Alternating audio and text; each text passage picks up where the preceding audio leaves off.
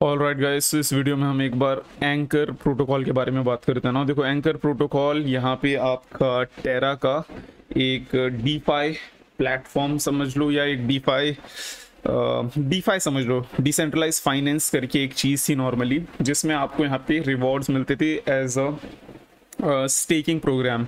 सो यहाँ पे one of the highest return दे रहे थे, ऑलमोस्ट 20%। जब तक मार्केट क्रैश होने वाली थी उससे पहले ये लोग फिर वो 20% को कम करके लगभग 18.5% पर ईयर के रिटर्न देने लगे थे।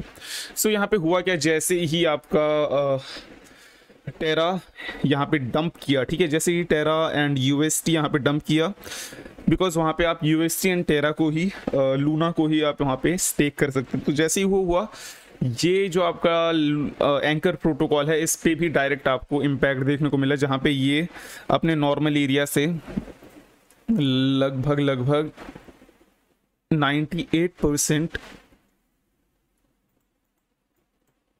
एंड अपने ऑल टाइम हाई से लगभग एक सेकंड, अपने ऑल टाइम हाई से लगभग 99% के लॉस पे चल रहा है।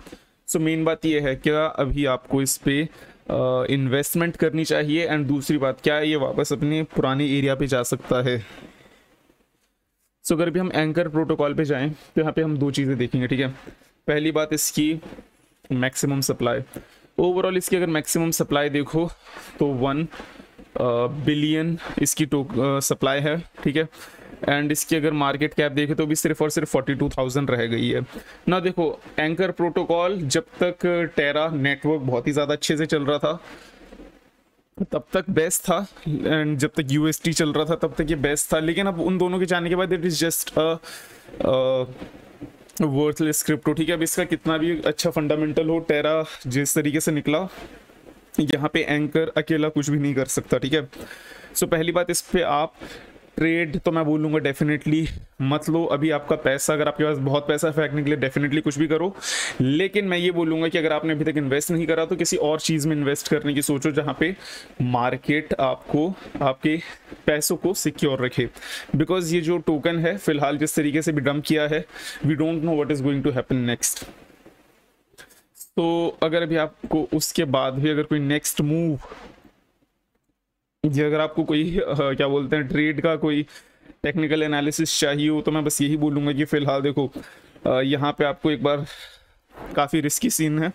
मैं तो यहाँ पे ना ट्रेड लूँगा ना मैं किसी को रेकमेंड करूँगा, बट अगर आपको किसी को बहुत ही ज़्यादा रिस्की ट्रेड लेनी है तो आप यहाँ पे से एक बार 6 सेंट से लेके अगर 2 सेंट के बीच में अगर आप इसे पकड़ सकते हो, मेरे हिसाब से यार ज़्यादा बेटर रहेगा। 4 सेंट से लेके 3 सेंट के बीच में अगर पकड़ सकते हो तो आपको यहाँ पे काफ़ी अच्छा एक शॉर्ट टर्म गेन देखने को मिल सकता है, जहाँ पे अगर ये थोड़ा सा भी ऊपर जाता है अपने एरिया तक तो वापस आपको वहाँ पे 2x 3x का रिटर्न देखने को मिलेगा काफ़ी छोटे टाइम पे।